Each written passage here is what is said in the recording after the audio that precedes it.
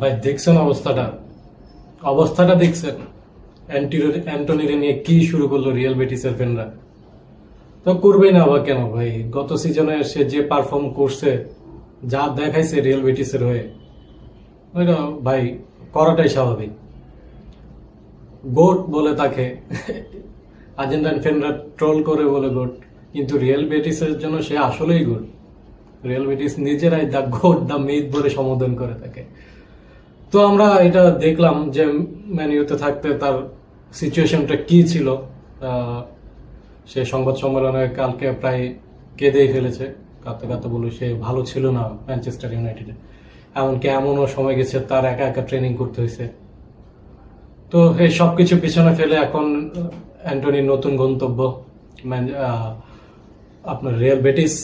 তো রিয়াল বেটিসের জন্য শুভকামনা, অ্যান্টনির জন্য শুভকামনা। আশা করি ভিনি, রদ্রিগো, এমবাপে এদের সাথে কম্পিট করেও ভালো একটা সিজন পার করবে। তো দেখা যাক আমাদের গোট অ্যান্টনি কি করে, তার জন্য শুভকামনা।